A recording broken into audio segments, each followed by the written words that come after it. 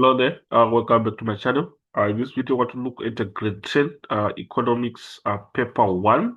That is a question paper of November 2023 from the Gauteng province. So we're going to start on the instructions on information, whereby our section A is a compulsory, and our section B, we have to answer two of the three questions that are in the section. Section C, you answer one of the two questions. So these are the requirements that we have in terms of our question paper. So going to the first part of our question paper, that is of section A. Remember, it is compulsory. It consists of 30 marks and requires you to spend on average at 20 minutes. So first part of the question, 1.1.1, which of the following topics is studied in macroeconomics? We know that macroeconomics is the study of economics from the whole economy point of view. So according to the elements that are given in our other section, you will see that business cycles are the ones that cover the whole economy. So it's an analysis from the whole economy point of view, which makes it macroeconomic. So we have D as the correct response. Then moving on to number 2, when there is not enough of resource to satisfy existing demand for it, dash exists. There is not enough of a resource to satisfy existing demand. So in that scenario, it becomes absolute scarcity. So absolute scarcity, we have it at A. So this is exactly what we have on question 2. So basically, absolute scarcity is the physical and permanent limit on the resource availability, meaning it cannot be replenished, unlike relative scarcity, which is a situation where demand exceeds a supply. So basically, we are saying that absolute scarcity describes resources that are fixed in supply. It cannot be increased or decreased regardless of demand. So basically, this is a description that we have on absolute scarcity. Then we move on to the next part of our question, which is now going to be our question 3. So our question 3 uh, reads, which of the following would most likely cause an increase in national income in the circular flow? Of course, we've got increase in taxation, an increase in public spending, a decrease in disposable income of households, an increase in import substitution. So according to responses that we so the correct response is an increase in public spending, which we have would be. Number 4, a Canadian explanation for economic fluctuations may include. The correct response that we have is variations in inventory levels, which we are having on B. Then the natural growth rate of a population is determined by B. So we've got number of migrants, a number of refugees, a birth rate and mortality rate, and life expectancy of the population. So the correct response is the birth rate and the mortality rate. So which we have on C.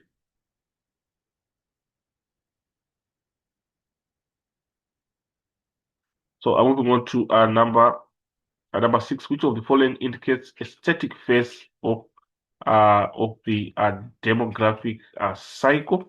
Of course, we have various responses that we have. So basically, looking at demographic cycle, obviously it describes how birth and death rates are changed over time as a country develops.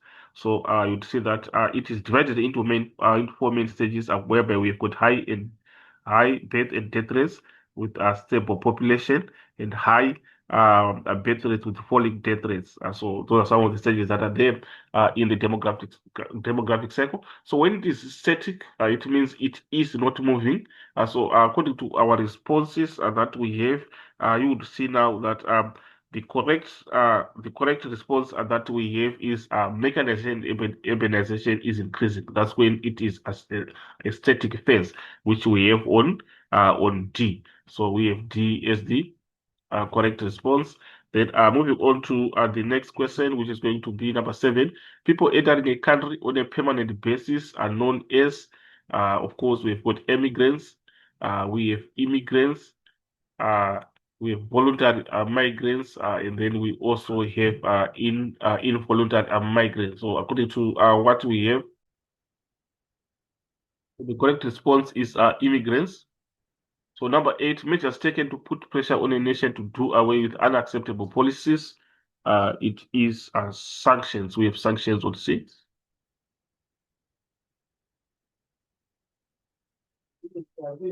So with that, we move on to the next section, which is 1.2. Choose a description from column B that matches an item in column A. Of course, we have got resources as the first one. Of course, the part that shows resources is land, capital, labor, and entrepreneurship. Remember, resources are also factors of production. So we have C as the correct one. Then moving on to capital goods. So we check which one do uh, show capital goods. So capital goods are their goods like machinery that are used in the process of production. So according to our responses, we have goods used in the production of other goods and services. We have E as the correct answer. Then injections are the additions in the circular flow. And whenever there are additions in the circular flow, they are injections. So typically what we have, which makes these injections, uh, we have A, money entering the circular flow. That's an addition. So we have A. Then we go to throw. Throw, we know that that's the lowest point that we have in the business cycle. So we go down checking for that within that explanation within that context. We have G, the lowest point of a business cycle. So that's the most appropriate. Then we go to G. The nomadic, obviously, they are people that move from one place to the other. So in that case, we see that we have got people who move from place to place for food, water, and pasture. That represents nomadic. Economic policy, of course, we do also want to see which one do matches economic policy. These are associated with uh, government practices that are taking place in the economy.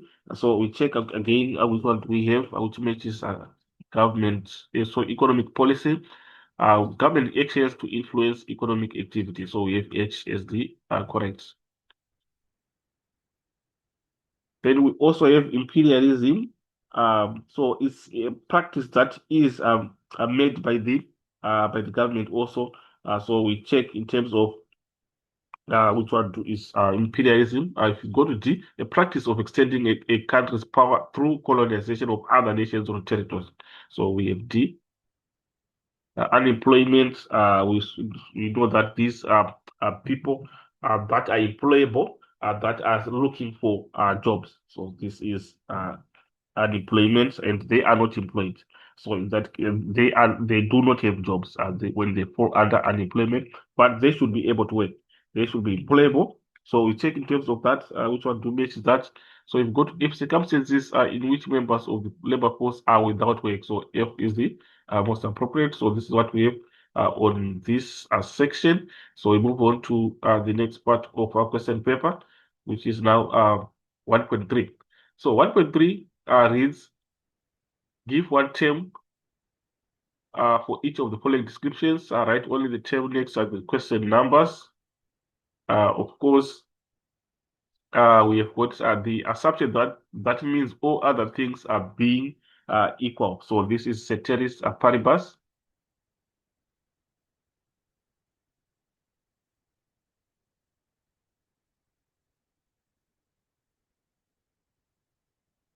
Then we go to number two. The value of the best foregone alternative is opportunity cost.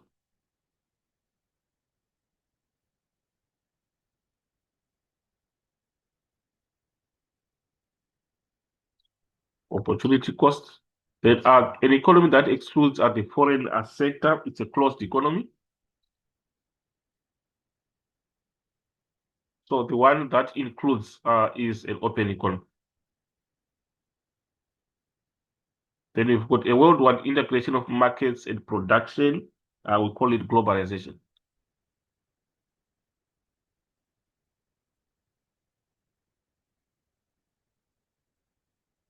Then moving on, we have got number five, which is an organization of workers who contribute to achieve common goals such as a better working conditions. So we call it a labor union.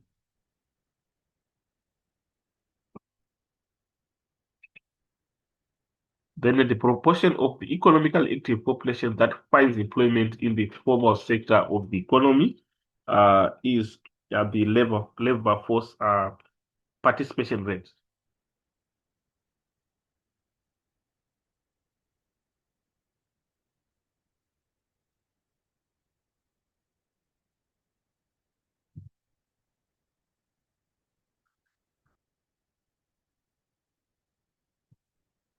So this is exactly what we have on this part. And of course, we move on to the next part, which is now our section B.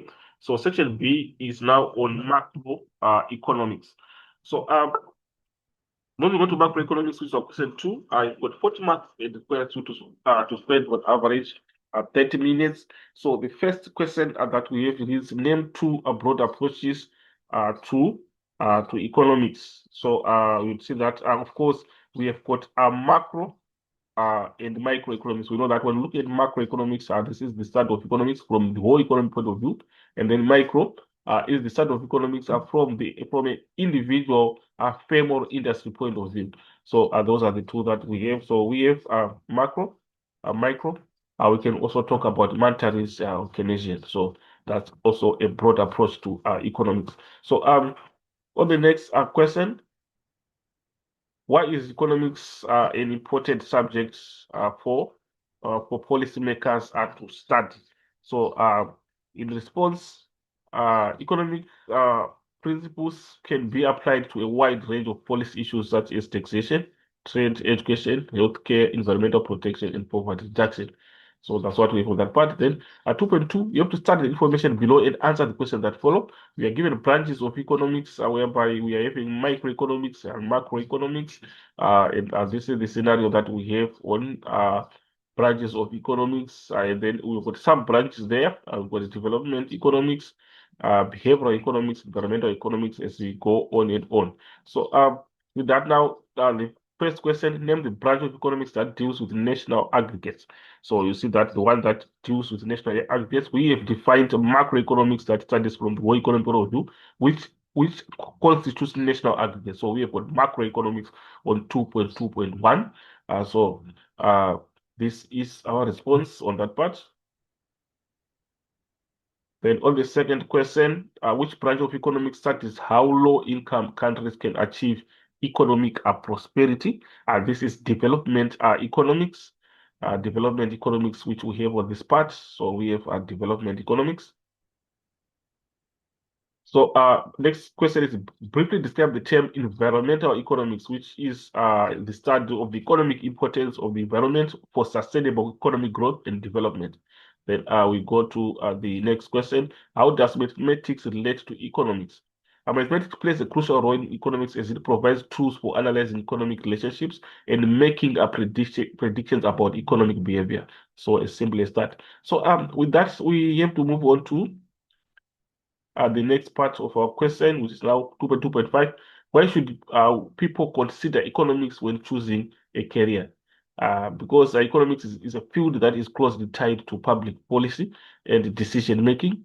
Economics graduates work on issues that have a significant impact on society, such as poverty, inequality, environmental sustainability, and international development. So we also have further points that we can include in terms of 2.2.5. And of course, the question only requires 2 points. So with that, we move on to the next part of our question, which is going to be our 2.2. So 2.2, start the illustration below and answer the questions that follow. So in terms of our our illustrations, we have got the pictures that we have there of items that are shown in the picture. For the first question, identify one durable consumer good in the illustration above. A durable consumer good, we know that it's a good that will last for a longer time, or for a longer period. So according to what we are given them, you would see that the durable is the bicycle. For the bicycle on this part, we also they have a fridge that we see here. It's a durable good. A microwave oven also indicates a durable good. So these are the durables. Then name one basic need of a household. We have seen that there is name one basic need of a household. We can include Shelter. Shelter is a basic need. So we can also include food as a basic need. So we can just check in terms of our responses that we have, of course, and this is the list of basic needs, whereby we've got food, water, shelter, and clothes. So basically, this is what we have on this part. So on the next question, you have to briefly describe the term consumption. So consumption is the use of goods and services by household. So it is the use. Take note that it is the use, not as the uh, not the other way around. So we have that such a scenario under consumption. So on the next question, why is an increase in consumption needed for economic growth? So increase in consumption indicates that the goods and service the goods are being used, so the demand is increasing.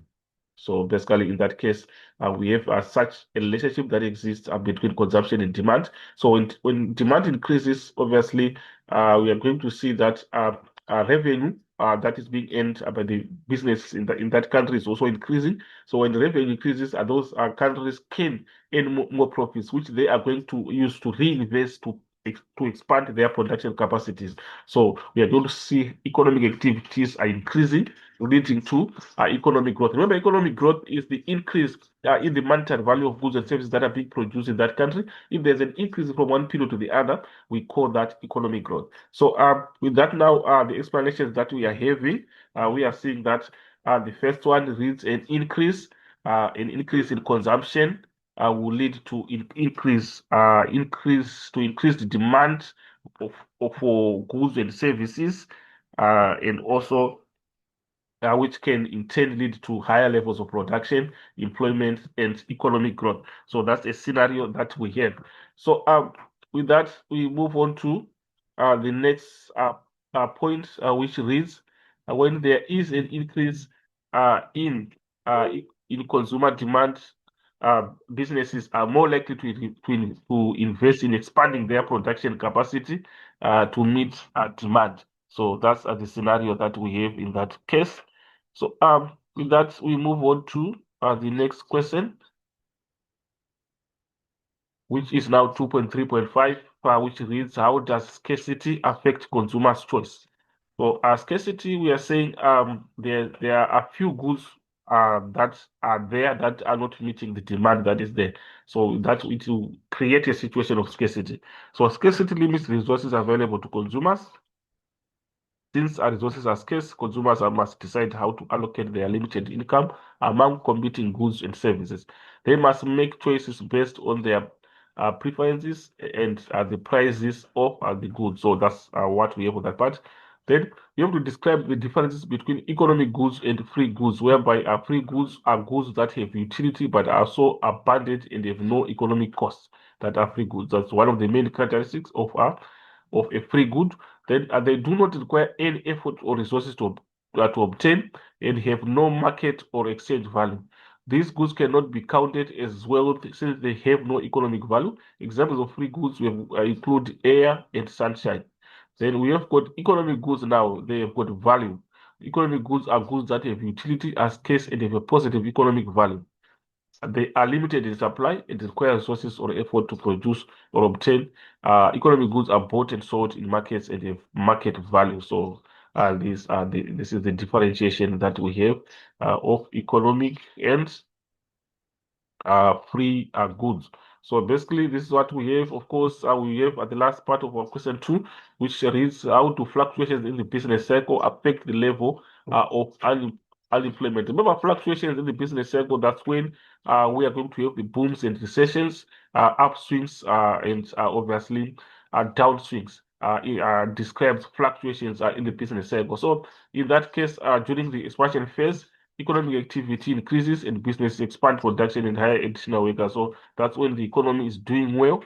And then conversely, now on the other hand, we are saying during the contraction phase, unemployment increases as firms reduce production and lay off workers. Of course, during the contraction phase, that's when firms are starting to struggle.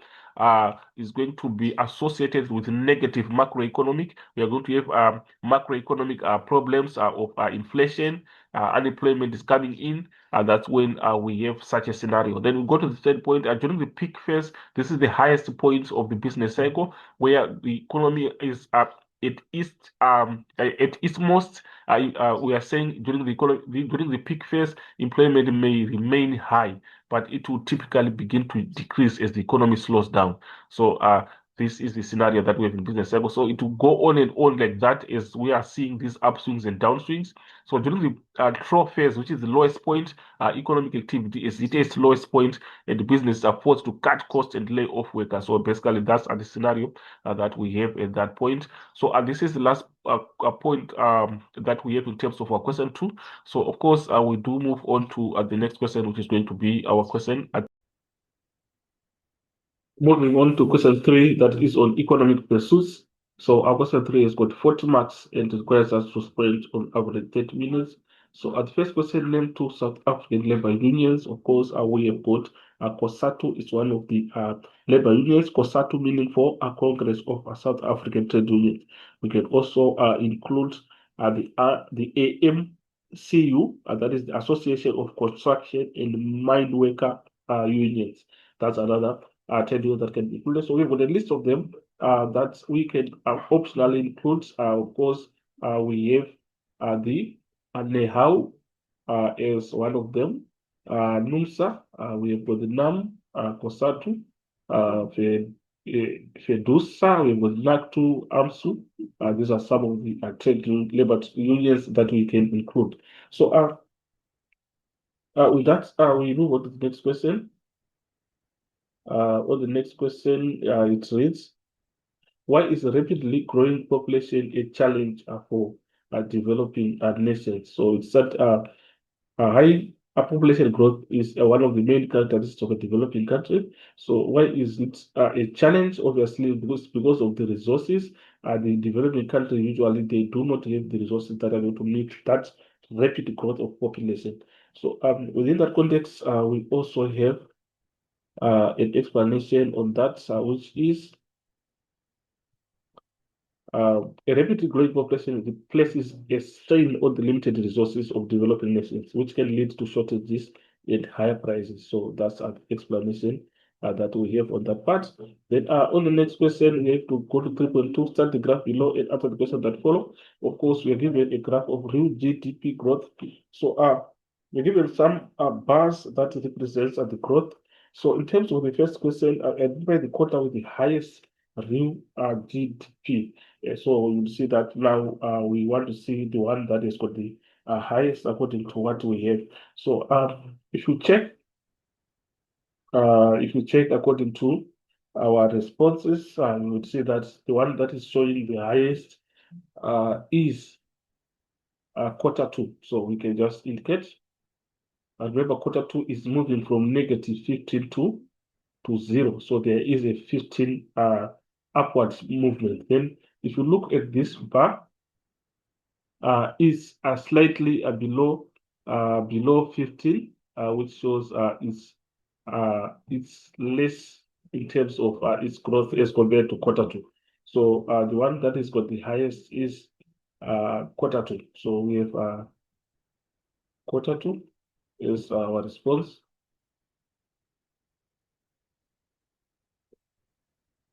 So we can indicate it as quarter two.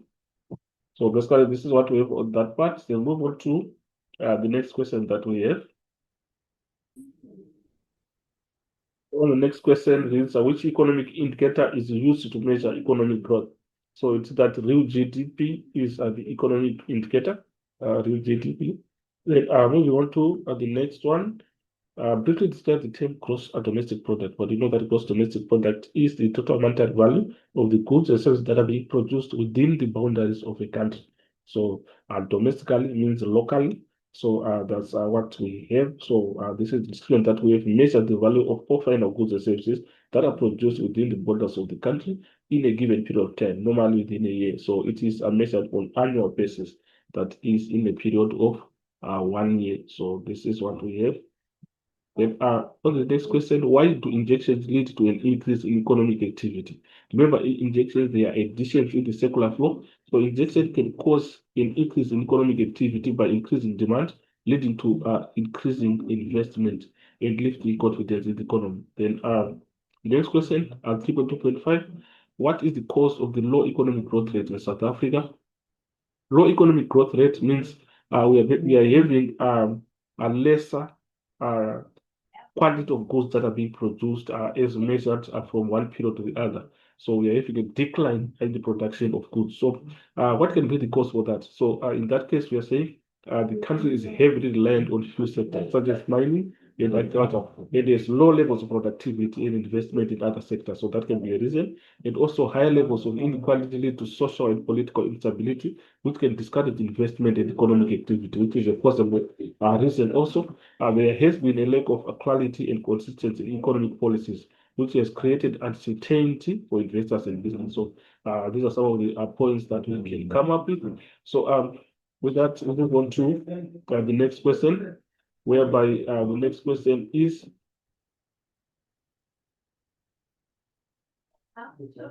so we can check in terms of our next question, which is now at 3.3. So 3.3 reads, start the data below and answer the questions that follow. Of course, you're given the data of quarter labor force survey, quarter 4 of 2022. So we can just go through the data that is given. So I believe that the first question reads, give one example of people who are economically inactive.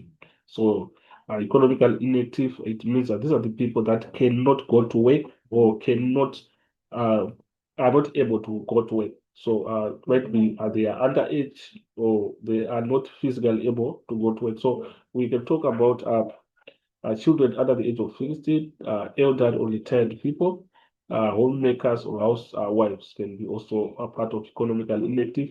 So going to the next question, it reads, what does the population between the ages of 15 to 64 represent? So 15 to 64, we would say that it represents the economically active population now. So that's what we have. Then on the next question, briefly describe the term involuntary migration, which is the movement of individuals or groups of people who are compelled to leave their homes or countries against their will. That is involuntary. It means it's not with their will to move, but they are forced by circumstances. Or we've got an alternative explanation of involuntary migration. Then people, why is the rapid rate of urban migration a problem for the government? Obviously, when we rate of urban migration, it means we are going to have an overpopulation in the urban areas, which they also need services to be provided by the government, which is going to strain the fiscal policy. If the government has got a less fiscal space, it means it's going to suffocate that fiscal space, and government expenditure is going to shoot, which is going to be a problem. So migration leads to densely populated informal settlements, slums necessitating a massive demand for housing and infrastructure such as land, roads, health clinics. So these are the services that are supposed to be provided by the government to these overpopulated areas. So uncontrolled migration leads to service delivery problems where the demand for electricity, water supply, and other services puts a lot of pressure on the government. So that pressure obviously is going to strain at the physical space. So moving on to the next question. 3.3.5, calculate the unemployment rate for the fourth quarter of 2022. So we go to the fourth quarter of 2022. So we need to calculate the unemployment rate according to the data that we are given. So to calculate the unemployment rate, we are going to say the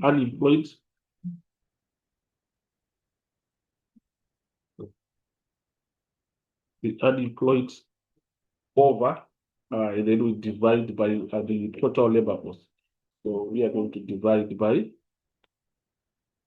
we divide by total labor force. And then obviously to express it as a percentage, you are supposed to multiply by 100 over 1. So basically you multiply by 100 over 1. So in that case, according to our information that we are given,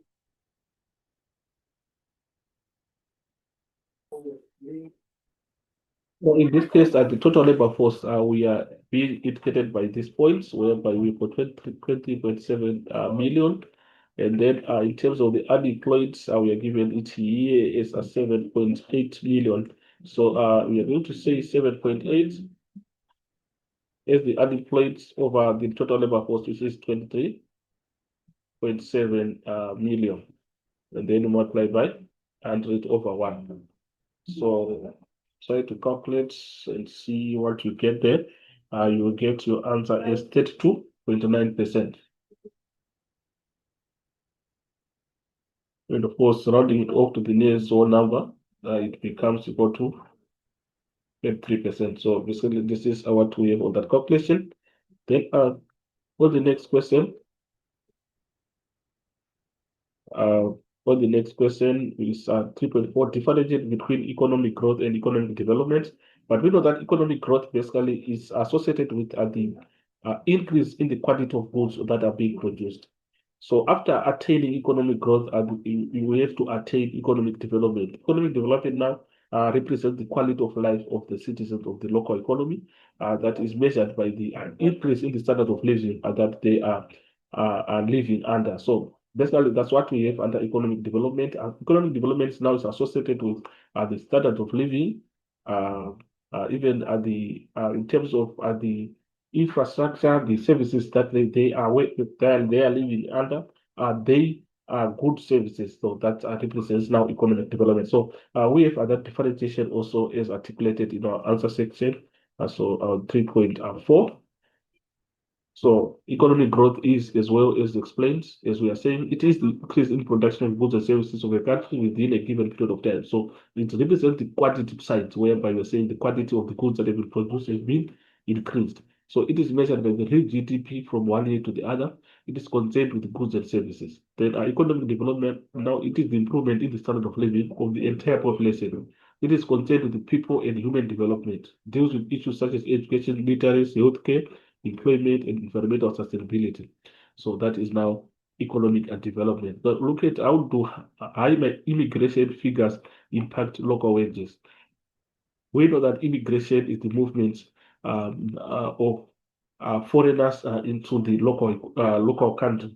So in that case now, how do high immigration figures impact local wages? Due to increased supply of labor, there will be a decrease in the wage rate. So remember, what are the forces of supply and demand depicts whenever supply increases, we are going to see prices going down. So it's also the case on our wages. When the supply of labor increases, wages are going to be decreased. We're going to see the supply of labor are um, shifting in a way that the prices will go down. So basically, this is just a simple demonstration of the forces of supply and demand, which can be easily as depicted on the graph, whereby we have our supply and our demand. So basically, the scenario that we are going to have, we are going to have the demand of labor and the supply of labor. So in that scenario, we are saying this is the supply and this is the demand. So when the supply increases, it's going to move downwards in this direction, and it's going to lead to a new supply curve, which is maybe S1. So from that point, we see that the original equilibrium point will be this one, which is the original wage rate. So this thing is, we can call it W0, whereby we're saying this is the original wage rate. And as the supply increases, the wage is going to go down. This will be the new equilibrium point, whereby the new wage rate will be now W1. So in that case, we are seeing a reduction in the wage rate. So this is exactly as explained in the first point. So we also have further points that are also explained that. So moving on to our question 4, which is on macroeconomics and economic pursuits. First question, name any two phases of a business cycle.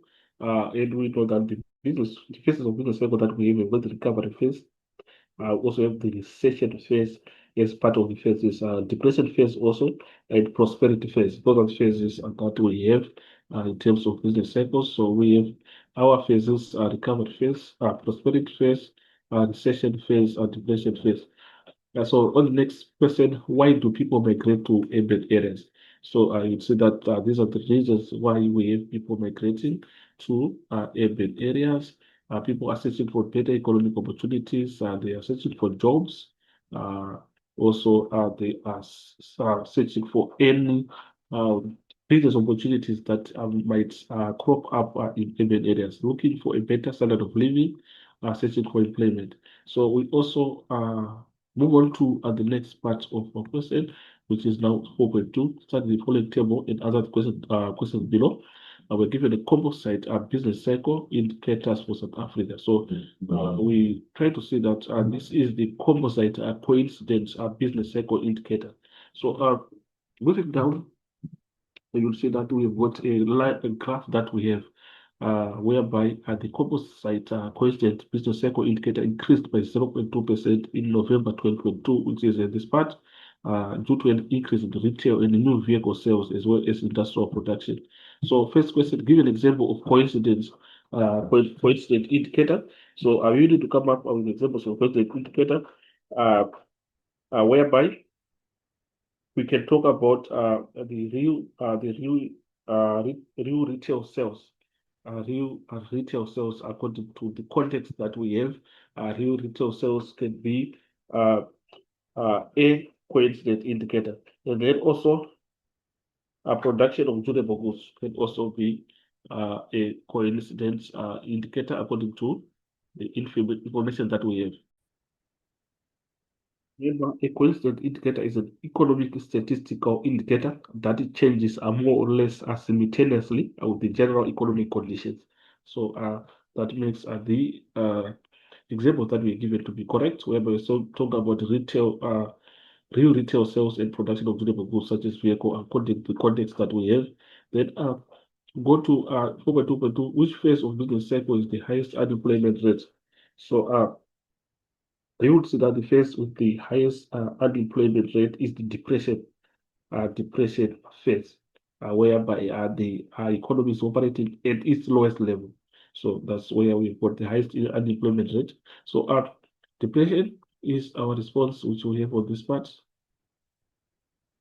Then the next question, briefly describe the term business cycle. And of course, a business cycle is a successive period of increasing and decreasing economic activity. So you'll see that the business cycle is characterized by upswings and and downswings, whereby we have got the peak as the highest level and the trough as the lowest level. And we've got different phases that we have at different points in terms of the peaks and troughs.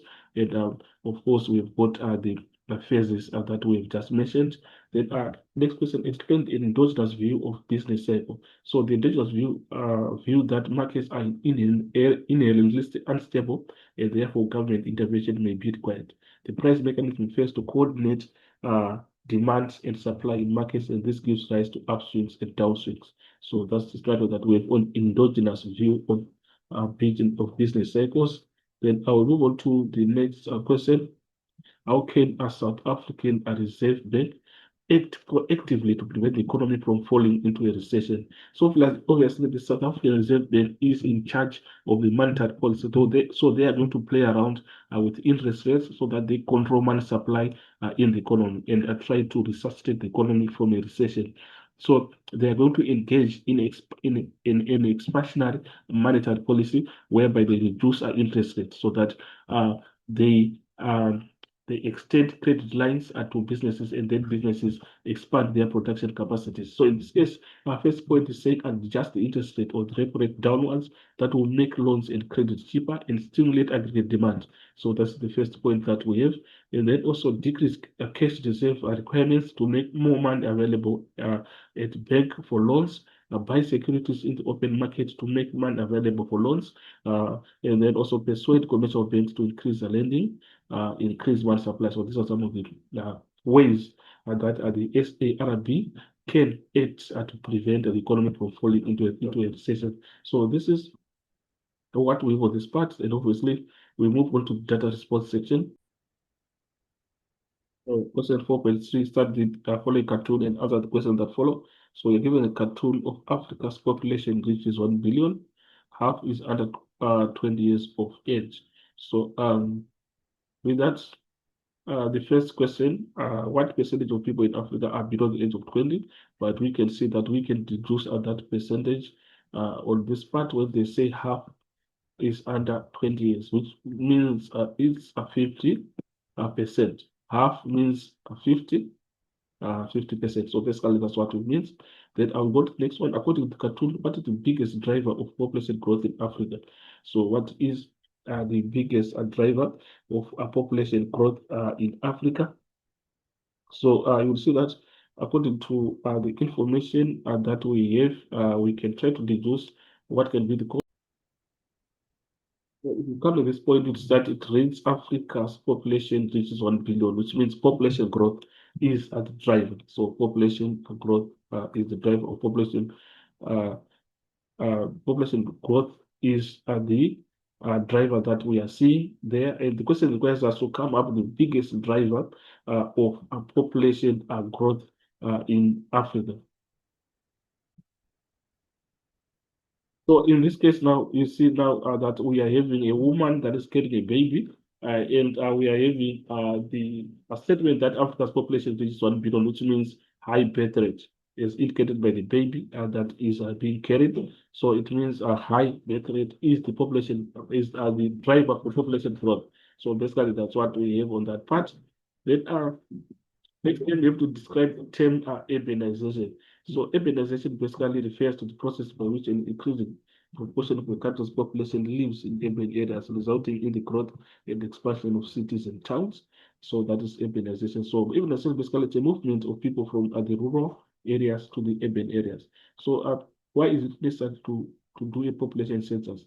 Population census basically is the counting of the population that we have in the economy to get the total population that is in the economy. So what is it necessary? Of course, in terms of service delivery, it will be very important. So a population census provides accurate and up-to-date information on the size of composition and distribution of the population. Government use population figures to allocate resources, including budgeted funds to different regions or communities based on their population size and needs. So very important to know um, the population of the country. So with that, we'll move on to the next question. What is the effect of a high population growth rate on the South African economy?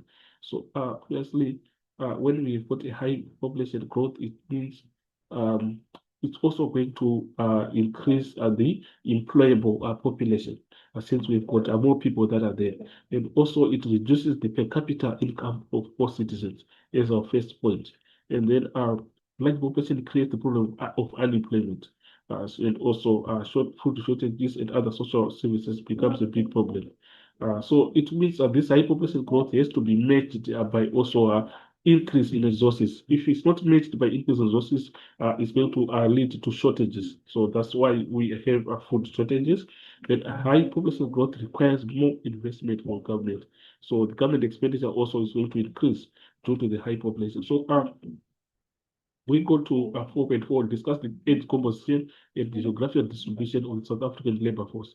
So age distribution, the age composition of South African labor force is composed of individuals between the ages of 25 and 65, which represents the working age group. This is an increasing focus on youth employment. So of course, in terms of geographical distribution, we also have an explanation on geographic distribution,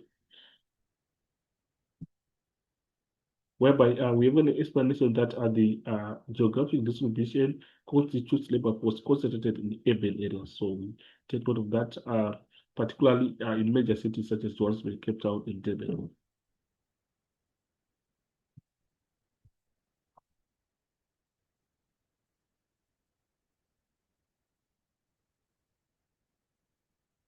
So on the next question, what are some solutions that can be used to address environmental problems?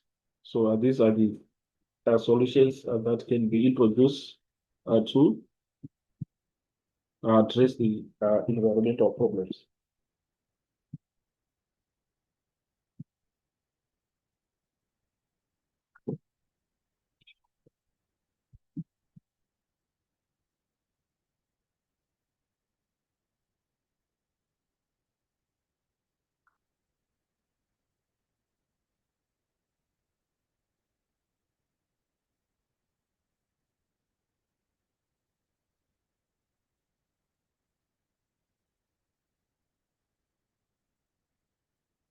And this marks at the end of our question 4. Of course, we move on to the essay part.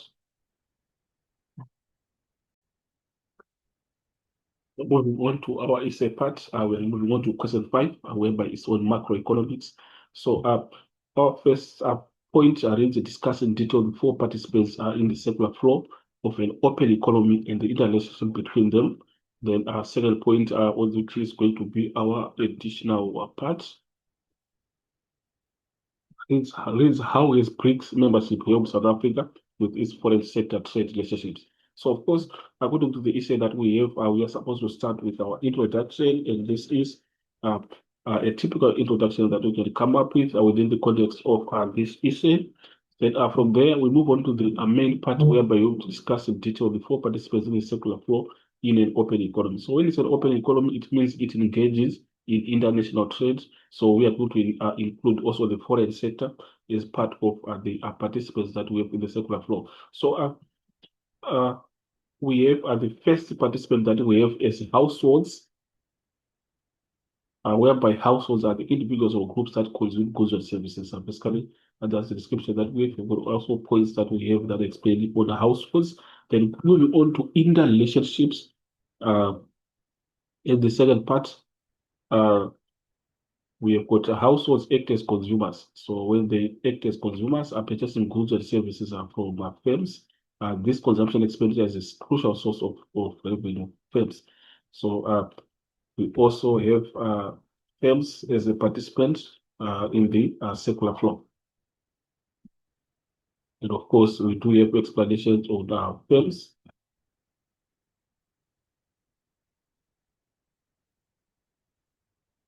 So that will move on to the next one, which is also interrelationships within the context of firms, whereby firms produce goods and services that are consumed by households. They supply the goods and services demanded by households and receive revenue from their sales. So we also have the government.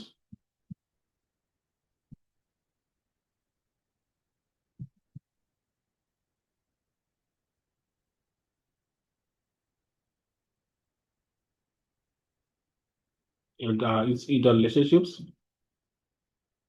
And then we also have the foreign sector.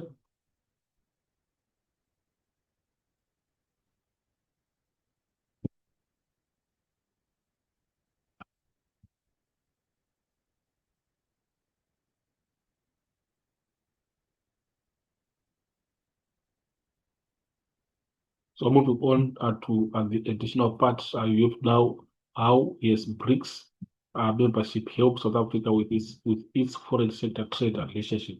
So on that part, which is going to be our additional part, we have being a member of BRICS provides South Africa with opportunities to enhance trade and investment with other member countries. So it can also lead to increased bilateral trade and investment flows, as well as the exploration of new markets for South African goods and services. So we've got further points we have on our additional part.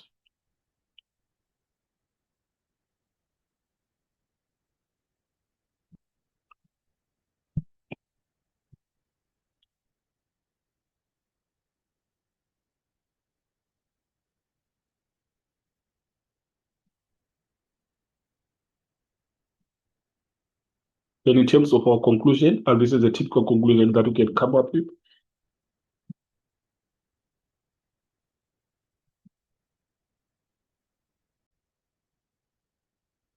So moving on to our question 6, which is our essay. Question 6 is on economic pursuits.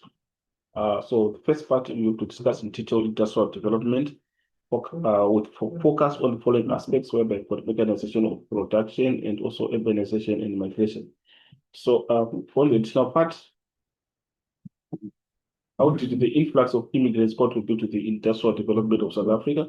So of course, in terms of industrial development with focus on mechanization of production. That's where we are going to start. But before that, I remember this is an essay question. We're supposed to start with the introduction. So this is the typical introduction that we have, whereby we have got the description of industrial development. Industrial development is the building and growing of industries within an economy by using new technologies which make our jobs easier, faster, and better, and increase to an increase in a business output and increase in profits. So on the main part, we have to discuss in detail industrial development with focus on following aspects: mechanization of production. So on mechanization of production, uh, industrial revolution was the transition to new manufacturing processes. Mechanization and the use of machines to do the work of animals or humans was employed in the manufacturing process. So that's the process of mechanization. So we have got also further points about mechanization.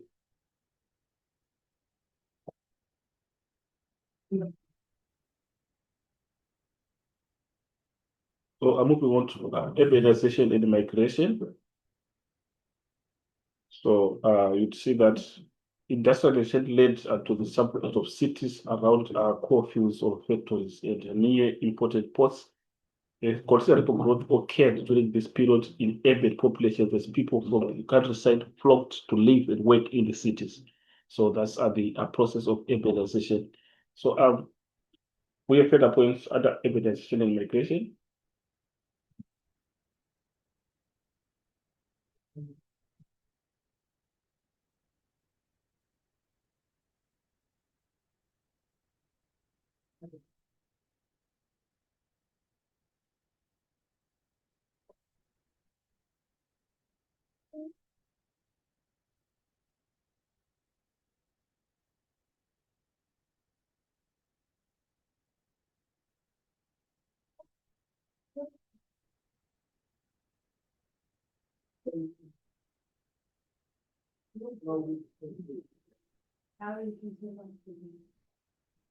Then moving on to the additional part, how did the influx of immigrants contribute to the industrial development of South Africa?